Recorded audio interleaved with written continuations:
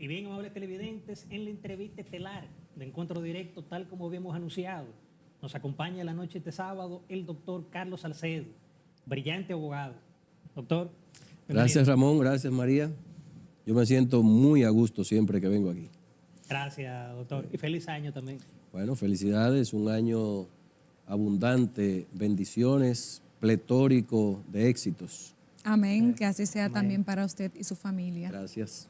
Doctor, en esta semana, la procuradora de la Corte, Mirna Ortiz, que es la coordinadora de litigación en el caso de la PEPC, ella dio como una afirmación como que la defensa de Alexis Medina sigue sin poder justificar las acciones sustentadas en la acusación del Ministerio Público. O sea, su opinión al respecto sobre este señalamiento.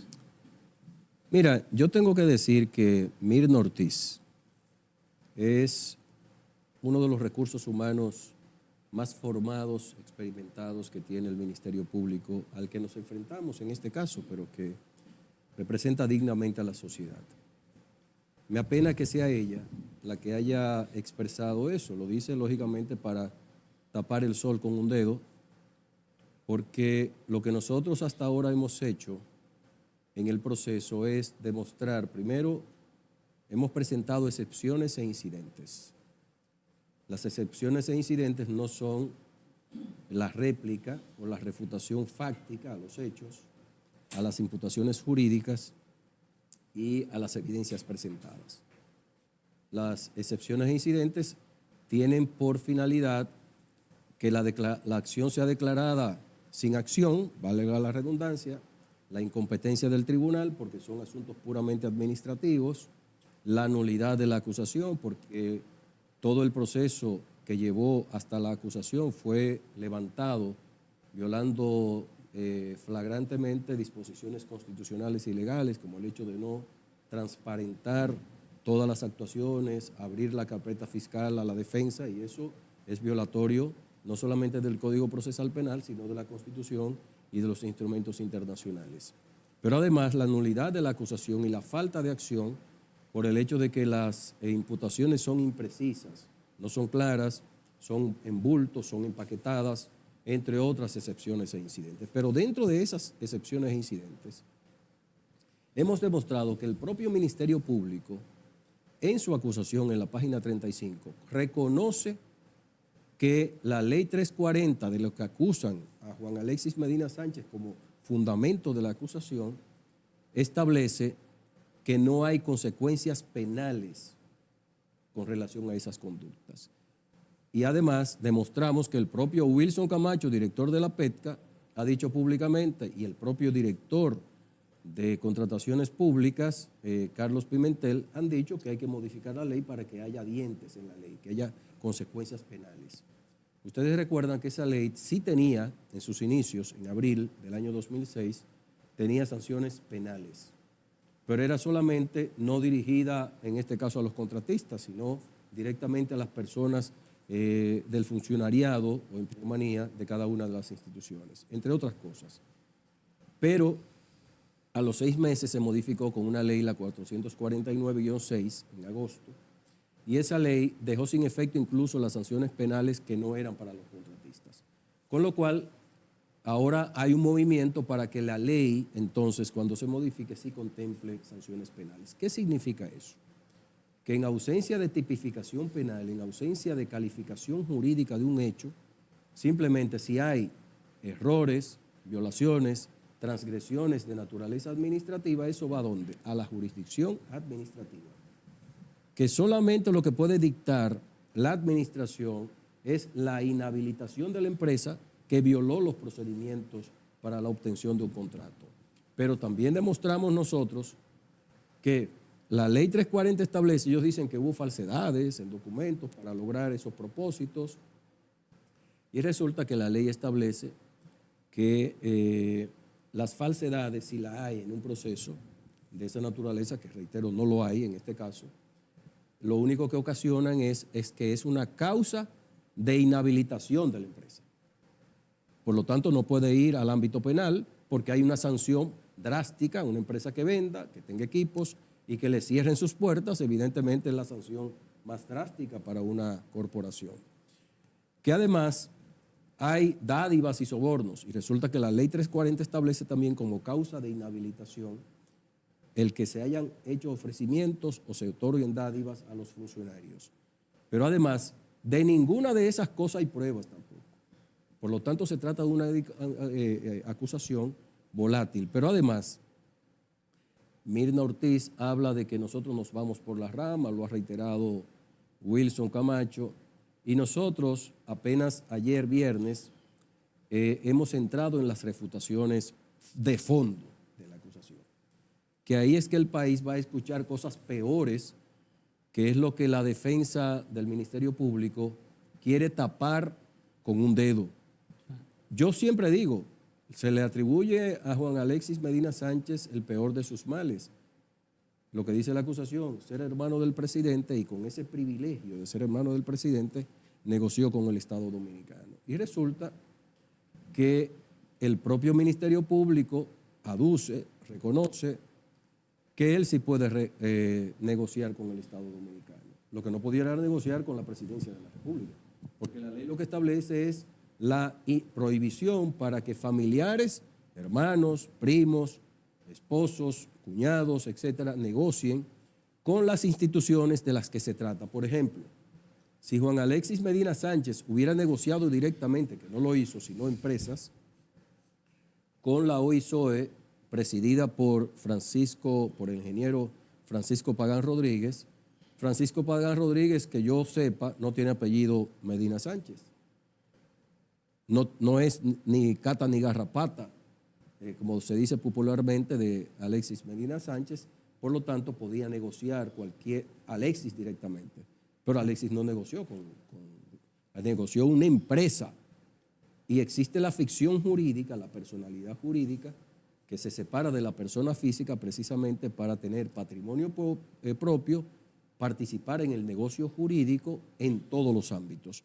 Por lo tanto, no hay prohibición. El hecho de ser hermano del presidente, si tenía privilegio por ser hermano del presidente, ¿qué necesidad tenía de dar dinero para obtener un contrato?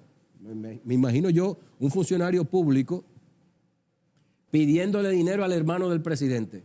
Lo menos que le iba a salir era la cancelación inmediata. Solo el temor de un funcionario, un ministro, como el de Educación u otros, que hubieran intentado o por lo menos pretendido hacer alguna oferta, para que le hicieran alguna oferta, evidentemente que se entendía que eso iba a los oídos del presidente, y el presidente de seguro que iba a tomar una decisión drástica contra ese funcionario. Por lo tanto, se trata de expresiones que desdicen lo que está pasando en el juicio. Yo soy, como ustedes me conocen, y creo que la población, porque tenemos ya 36 años, por lo menos en la vida pública, en la parte legal, pero en otras partes tenemos desde muy joven luchando por la institucionalidad y presidiendo instituciones y luchando por la normatividad y la juridicidad de la República Dominicana y la estructura del Estado sólida para enfrentar la corrupción, para el cese de la corrupción. Toda la normativa en la que hemos participado está ahí, toda nuestra impronta está ahí. Aplaudimos toda medida que toma el Ministerio Público de perseguir la corrupción, pero tiene que hacerlo adecuadamente. En este caso lo ha hecho lamentablemente, mostrencamente, lo ha hecho con una debilidad para mí pasmosa, que no dice la acusación lo que son esos ministerios públicos en cuanto a su calidad. Quizá los ha traicionado el montón de cosas que tienen, no han sabido estratégicamente seleccionar casos para que no se atosiguen y puedan salir adelante. Por más 23, 25 fiscales que hayan ahí trabajando con tantos casos, se hace imposible hacerlo con calidad y que finalmente puedan exhibir verdades ante el tribunal. Porque este juez de la instrucción que está conociendo eso es un juez de garantías, que tiene dos obligaciones fundamentales. Tiene una obligación negativa, un carácter negativo, en el sentido de que tiene que evitar que una persona sea enviada a juicio. ¿Ustedes sabían eso? Que un juez de la instrucción lo que debe evitar es que eso llegue a juicio. Para eso hay que cumplir una serie de garantías.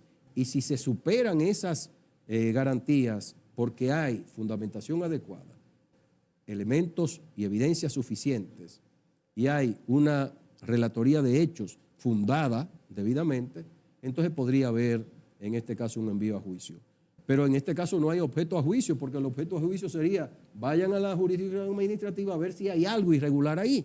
Pero resulta que hay los libramientos que los aportó el propio Ministerio Público, que dan cuenta de la regularidad de cada una de las operaciones realizadas por empresas ligadas a Juan Alexis Medina Sánchez. Doctor, escuchando este planteamiento y sumando otros comentarios que usted había hecho de manera pública, como que a los medios de comunicación se filtraron algunas informaciones posiblemente sensibles y que también quizás hubo algún mal manejo con el tema de presentación de pruebas por parte del Ministerio Público.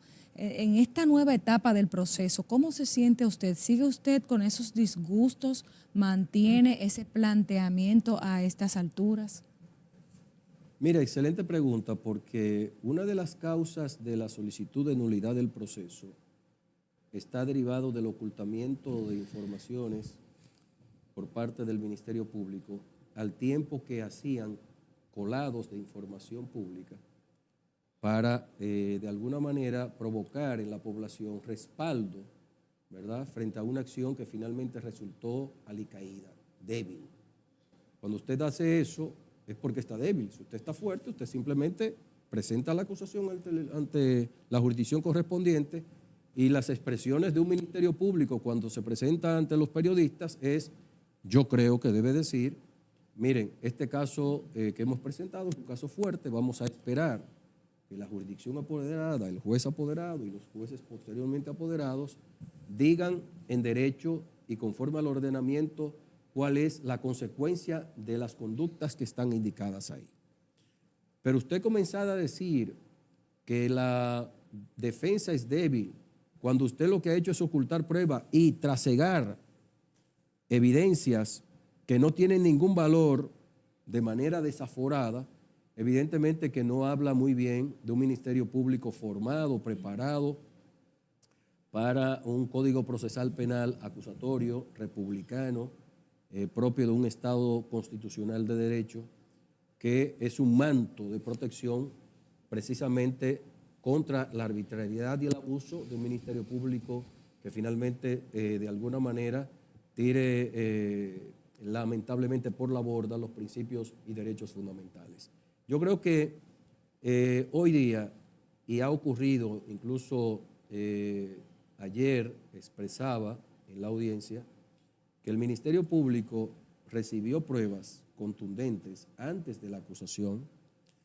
No solamente las recibió directamente de terceros que fueron convocados ante él y que no fueron acusados, sino que también cuando hizo allanamientos recibió una cantidad de información relevante que daban cuenta del descargo de Juan Alexis Medina Sánchez y otros involucrados. Sin embargo, eso que hizo, las ocultó, no las presentó, con lo cual están obrando en contra de su propio caso, porque yo demostré y sigo demostrando que esa salida de información relevante para el descargo era una obligación de ellos presentarla como hipótesis y notificárnosla a nosotros para nosotros tener la oportunidad de valorarla y gestionar otras actuaciones que corroboraran esa información relevante, que hablaban de la verdad, de que los procedimientos se estaban haciendo de manera regular en el caso de la venta al Estado Dominicano por parte de Juan Alexis Medina Sánchez o de las empresas que han ligado a él. Bien, doctor, con su permiso y los amables televidentes, nos vamos a una pausa comercial y en breve retornamos con la entrevista estelar de Encuentro Directo. Muchísimas gracias, amables televidentes, por continuar con Encuentro Directo. Continuamos nosotros aquí en el estudio conversando con nuestro invitado estelar de la noche, el reconocido abogado Carlos Salcedo, un conocedor de temas jurídicos, pero también de temas nacionales, porque fue titular de la FINJUS, de la Fundación Institucionalidad y Justicia, y también abogado del Banco Central de la República Dominicana. Doctor, ¿cómo ve usted esa perspectiva económica que se proyecta a nivel global por parte de organismos autorizados que ven en República Dominicana un potencial de cara al futuro y al presente, de acuerdo también a las cifras oficiales emitidas por el Banco Central, a esas perspectivas que desde ya se proyectan y a una reserva que tenemos como país de unos 14.000 millones de dólares? Mira, yo creo que siempre se dice que el conductor de un país o el conductor de una institución marca los niveles de estabilidad que puede tener una nación en todos los órdenes, en el marco institucional, normativo, operativo. En el caso del Banco Central, hemos tenido la suerte de que tenemos el licenciado Héctor Valdés Albizu durante mucho tiempo. El único periodo que recesó fue durante el periodo de Hipólito Mejía, pero ya tenía unos años desde Balaguer, y luego también con el primer gobierno del PLD, luego con los dos gobiernos posteriores del PLD, los cuatro gobiernos del PLD, y ahora también con el PRM. Con lo cual hay una confianza, no solamente de quienes dirigen el país, independientemente de su participación política o de su parcela política. Y eso significa que los organismos internacionales tienen plena confianza en ese conductor de la economía dominicana, el conductor por lo menos de la política macroeconómica en sentido general. El gobierno tiene una parte importante, pero lo que es la parte monetaria, la parte del control de cambio, la parte del control de la inflación, ha sido manejada con una destreza impresionante. Y eso ha sido reconocido por todos los organismos internacionales. Tú mencionabas la reserva. Nunca habíamos tenido una reserva tan potente en la República Dominicana, con lo cual los impactos que puede tener la economía dominicana producto de todos los acontecimientos, no solamente de la guerra, Ucrania, Rusia, sino de todo lo que en el entorno mundial existe en materia económica. Cada uno de los niveles que debemos medir, cada uno de los parámetros de la economía dominicana, si tú mides el nivel de inflación y lo comparas con la región, estamos muy por debajo de toda la región prácticamente. Estamos en el 6º lugar, me parece. 6º lugar. En términos de crecimiento de la región, estamos en 2º lugar aproximadamente. Recuerdo que está Panamá y luego nosotros.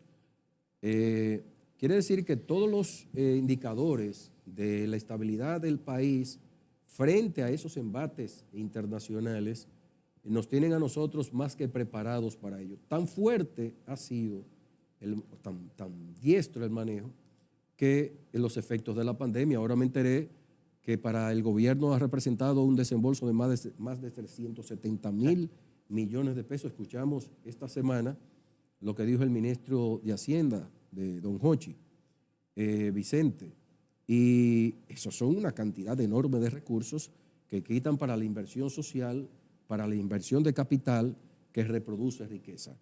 Y si tenemos una estabilidad macroeconómica con niveles de crecimiento, con bajos niveles de inflación, estamos en capacidad, junto con esa gran reserva de más de 14.000 millones, somos capaces de enfrentar esos embates sin que, lógicamente, nos dormamos en los laureles. Ustedes ven que interviene el Banco Central de manera permanente con el alza de la tasa que se ha experimentado en la banca. Eso es para sacar dinero de circulación y evitar que la inflación se trague los ingresos de cada uno de los dominicanos. Por lo tanto, yo auguro un año, diríamos, de cuidado. Siempre hay que tener el cuidado por esos embates internacionales, pero al mismo tiempo que la destreza con la que se ha manejado en los peores momentos el Banco Central y el gobierno, ¿verdad? Tenemos que decirlo, que nosotros vamos a salir airosos. Hay un problema, diríamos, de índole impositivo y el déficit del presupuesto, derivado de que los ingresos no dan para la cantidad de inversión que tenemos y los gastos que tenemos de la deuda externa, evidentemente que nos tiene una carga muy pesada. Pero de todas maneras siento que nosotros vamos a seguir adelante. Yo incluso ayer conversaba con unos empresarios y había un economista precisamente y decía, ellos me preguntaban mi visión precisamente sobre estas situaciones, y yo les decía que todos nosotros tenemos que reconocer que este país es otro, que ha seguido avanzando a pesar de todos los elementos y coyunturas que nos han desfavorecido, ciclones, de todo nos ha pasado. Pandemia, el COVID. Pandemia, diríamos, el escenario internacional, y no ha sido solamente durante este gobierno, en los 2 años y algo que tiene, sino gobiernos anteriores, y finalmente el Banco Central, combinado con las autoridades que dirigen el gobierno en la parte económica y un presidente diestro y economista también, pues eso ha favorecido que podamos augurar un buen año. Doctor, ha sido tema de debate en los últimos días lo que es el caso del régimen electoral y la ley de partidos políticos. Se suponían al respecto sobre eso. Ya un año, pudiéramos decir, ya preelectoral. Qué pena que nosotros tengamos que decir que la clase política parece que no entiende lo que sucede cuando una legislación se aprueba con violaciones flagrantes a la Constitución. Nosotros tenemos una ley 3318, la ley de partidos y organizaciones y movimientos políticos, y una ley electoral un poco desvencijada por el Tribunal Constitucional. Ha declarado inconstitucional en ambos casos una cantidad enorme de articulados. En la propuesta que he visto de modificación, hay intervenciones incluso a título de censura de parte de la Junta Central Electoral. Es decir, que ahora la libertad de expresión y difusión del pensamiento, en ocasión de las actividades políticas, tienen un freno, una mordaza en la Junta Central Electoral. Evidentemente que eso choca de frente con disposiciones constitucionales que evidentemente, de ser aprobadas, lo anunciamos desde ahora, habrá movimientos, personas de toda naturaleza que elevarán un recurso de inconstitucionalidad con el seguro éxito de ese recurso, lamentablemente, para que sea declarada la inconstitucionalidad. Y otras disposiciones que yo creo que se han hecho con el ánimo más bien de dañar en gran medida lo poco que hemos logrado lo mucho que hemos logrado en el ámbito electoral. Si ustedes recuerdan, bueno, ustedes son muy jóvenes, pero nosotros, siendo directores de FINJUS y participando activamente en las reformas institucionales, fuimos los que propusimos la división de la Junta Central en cámaras, y lo logramos, porque había un conflicto de intereses. La Junta Central Electoral era juez y al mismo tiempo parte de un proceso de organización electoral. Se logró la separación y eso fue un gran éxito. Tenemos un Tribunal Superior Electoral y tenemos una Junta Central Electoral para administrar los comicios. Gran logro. Sin embargo, siempre las designaciones, gracias a Dios, se ha ido limpiando cada vez más las designaciones de personas que, aunque tengan en algún momento alguna cercanía partidaria o con algún líder político, cada vez más se está profesionalizando la integración de las juntas. Lógicamente, en todo órgano político hay negociaciones políticas para arribar precisamente a cuál es la composición final. Pero esas modificaciones planteadas, yo creo que me lucen que son la respuesta a lo que tradicionalmente nosotros tenemos, las grandes debilidades de las instituciones y de líderes de los partidos políticos y del Congreso Nacional, evidentemente, que entienden que la ley debe estar hecha a su medida y no a la medida de las necesidades de una democracia que se va afianzando, que va creciendo, que vamos teniendo mayores niveles de participación. Ya no solamente tenemos nosotros estos medios tradicionales, ya se traduce a una enormidad de medios, ustedes que trabajan precisamente en los medios, cuántas formas de comunicación tenemos a través de las redes sociales. ¿Cuántas? Es decir, en el instante se sabe. Ya ahora cualquier persona puede buscar a través de Google. Si usted pone en Google, a lo mejor, y en otros buscadores que hay modernísimos, hay uno que está en prueba, que es una cosa excepcional. Yo de hecho lo estaba probando antes de anoche. Excepcional. porque las respuestas son inmediatas y de una precisión tal que tú dices, pero es una biblioteca andante. Yo estoy seguro que los ciudadanos que no sean abogados ni nada de eso van a poner, ¿puede la Junta Central Electoral censurar la opinión que puedan dar de un político de la Junta Central Electoral a cualquier ciudadano? Va a decir que no inmediatamente, y la razón en Google. No hay que llamar a un abogado, no hay que llamar a un experto en derecho constitucional. Por lo tanto, el llamado de atención es a que reflexionen los políticos en lo que ha pasado en el Tribunal Constitucional para no tener una ley que sea simplemente para decir que la tenemos, sin que tenga los elementos suficientes para que la institucionalidad democrática se siga afianzando en la República Dominicana. Doctor, ¿cómo ve usted los esfuerzos que se hacen desde el gobierno para impulsar la transparencia y para luchar contra la corrupción? Se dice que hay alguna valoración positiva internacionalmente que de hecho ha movido al propio gobierno de Estados Unidos a reconocer al presidente Luis Abinader con sus esfuerzos para combatir este flagelo que ha sido un mal que está bastante enraizado en la sociedad dominicana. Mira, la opacidad, diríamos, el actuar de espaldas a la norma y por debajo de la mesa, subrepticiamente, para colar no solamente normas, para lograr propósitos económicos, beneficios, por parte de quienes dirigen el poder o quienes tienen algún cargo, alguna función pública, combinado muchas veces o generalmente con el sector empresarial, comercial y demás. La opacidad ha estado presente siempre en sistemas de toda naturaleza. Donde más eso se daba y se da es en los gobiernos de corte antidemocrático, de corte dictatorial o de corte autoritario.